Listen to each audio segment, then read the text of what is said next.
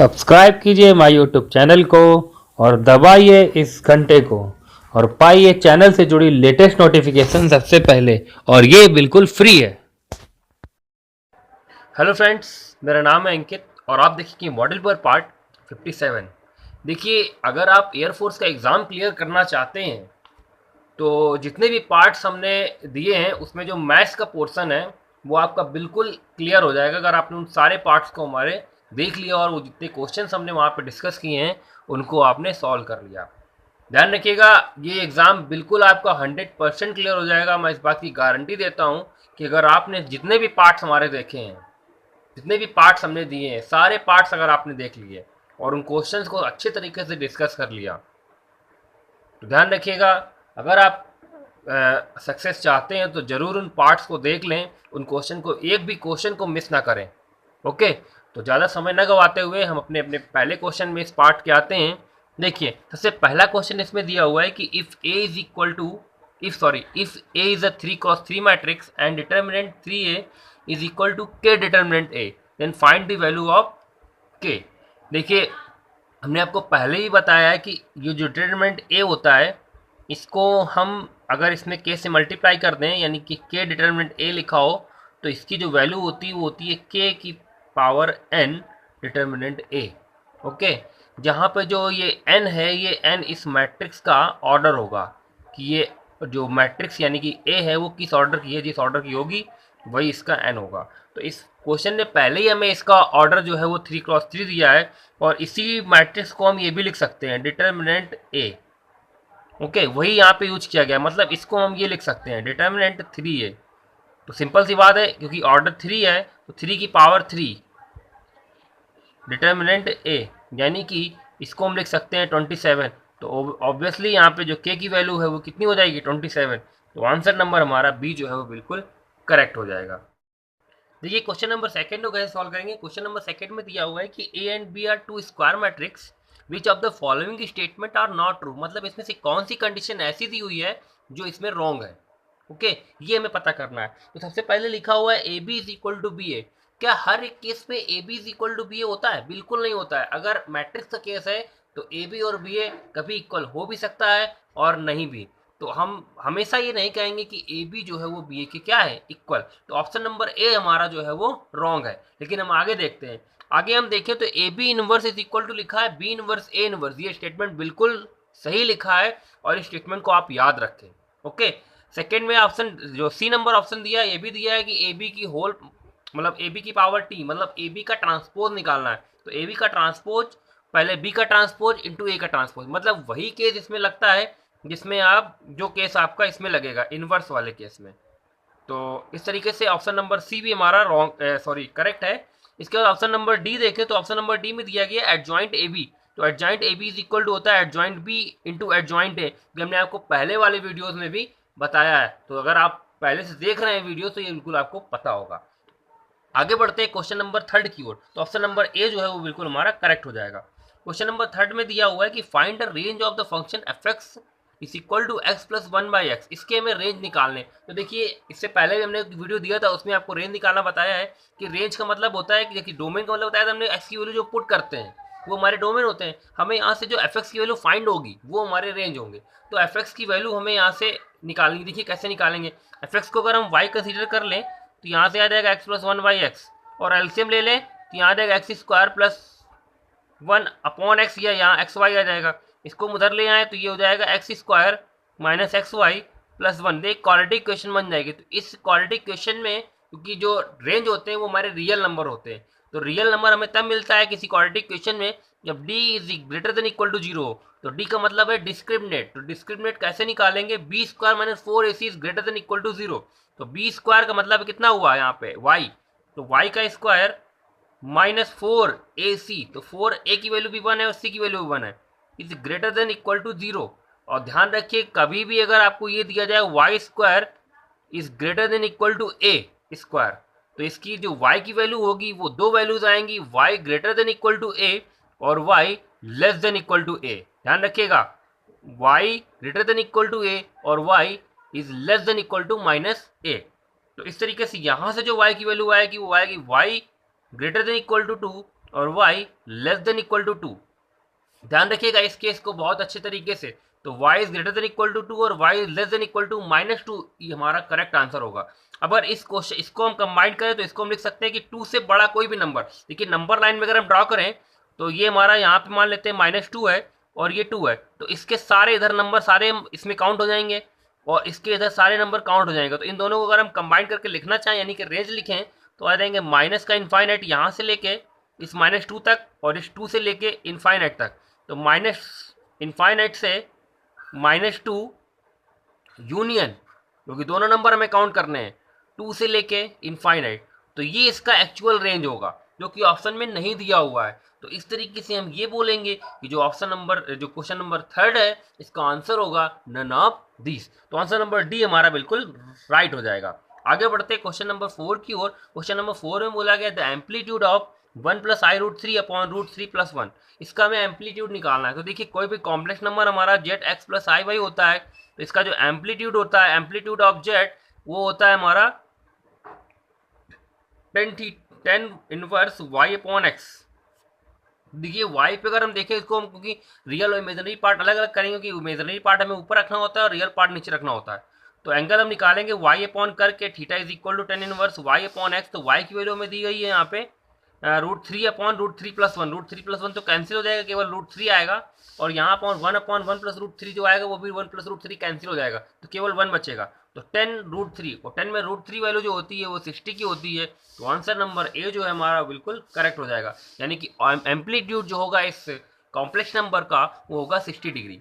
आगे बढ़ते हैं क्वेश्चन नंबर 5 की ओर। क्वेश्चन नंबर 5 में बोला गया how many diagonals are there in a decagon. Decagon में कितने हमारे डायगोनल्स होंगे। तो देखिए डायगोनल्स अगर हमें किसी भी पॉलीगॉन में निकालने होते हैं तो इसके लिए हमने फॉर्मूला भी पहले आपको बताया है कि n(-3) डिवाइड बाई 2 ये होता है हमारा डायगोनल निकालने का फॉर्मूला किसी भी पॉलीगॉन में, ठीक है।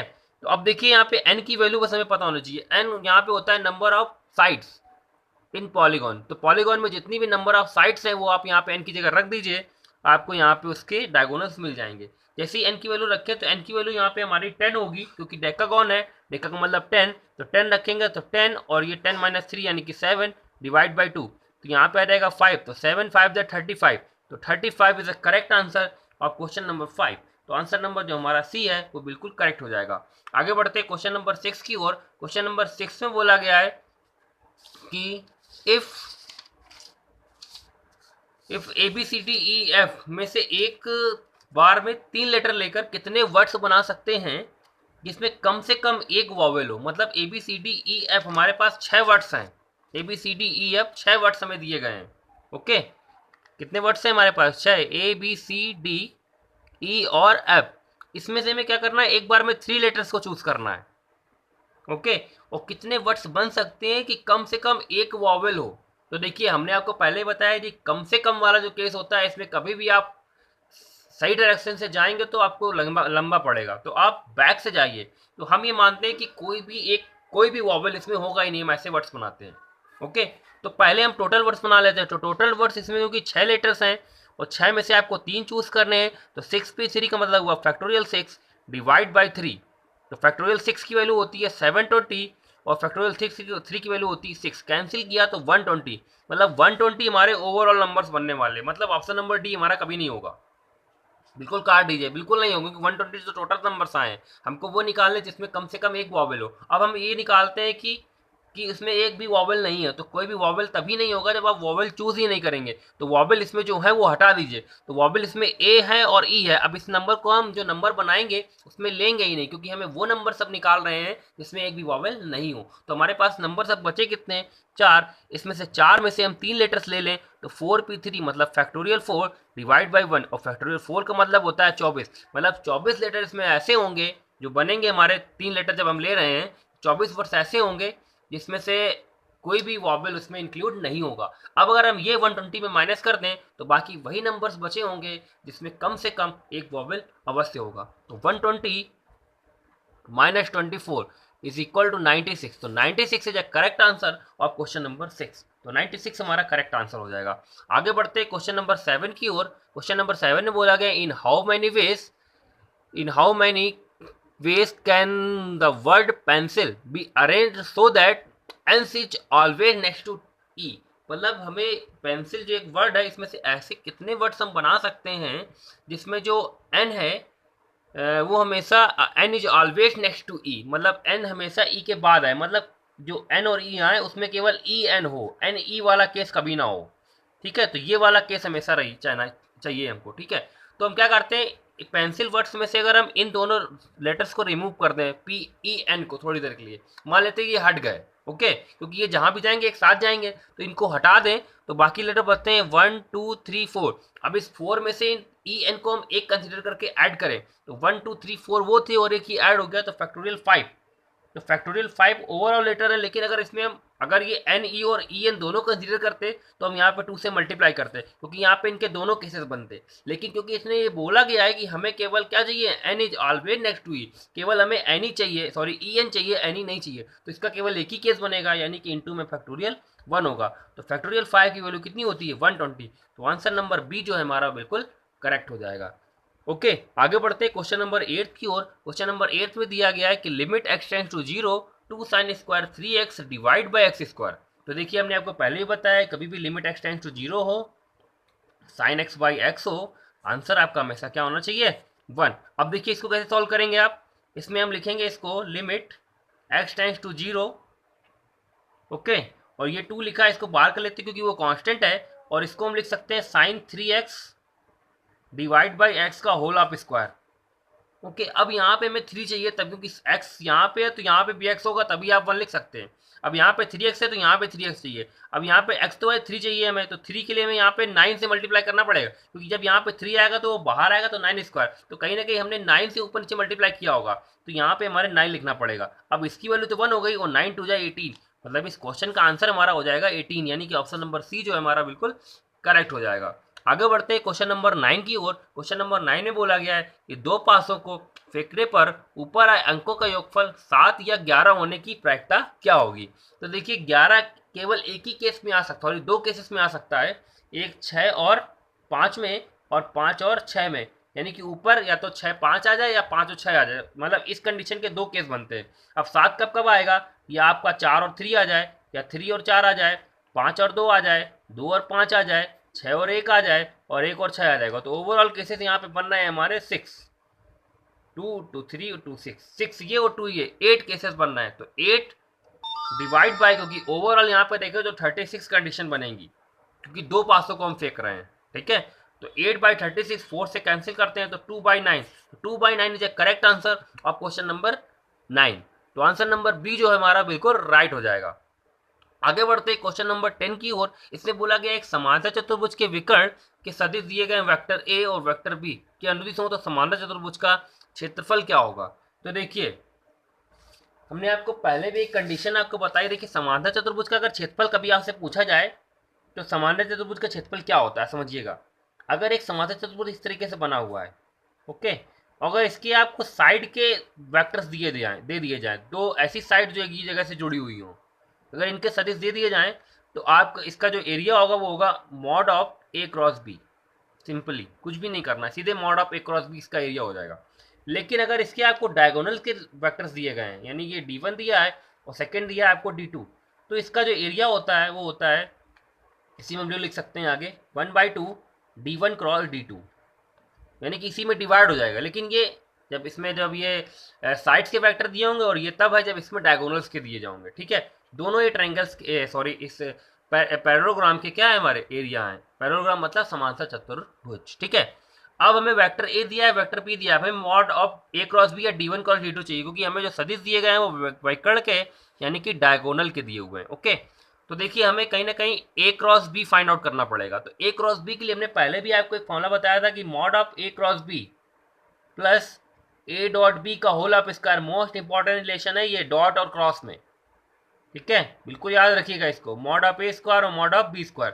तो देखिए अगर हमें इसकी वैल्यू फाइंड आउट करनी है तो बहुत आसान है इसकी वैल्यू फाइंड आउट करना, लेकिन ना कि हमें उस तरीके से पूरा डिटरमिनेंट बनानी पड़ेगी फिर सॉल्व करना पड़ेगा। अब देखिए ए डॉट बी कैसे निकालेंगे, मल्टीप्लाई कर लेते हैं, 3 आ जाएगा, और इधर मल्टीप्लाई किया -3 आया और ये -8 आ गया, तो कहीं ना कहीं इसको सॉल्व किया तो -8 हमें इसकी वैल्यू मिली, स्क्वायर करेंगे तो 64 आ जाएगा। मॉड ऑफ ए स्क्वायर, अब इसका मॉड निकालेंगे तो 3 का स्क्वायर 9 और 4 13 और 1 14, मतलब ये आ जाएगा हमारा 14 इंटू वेक्टर पी निकाला हमने तो 4 का स्क्वायर 16 और 16 और 9 25 और ये 1 26, तो यहाँ आ जाएगा 26। इसका मल्टीप्लाई कर लेते हैं।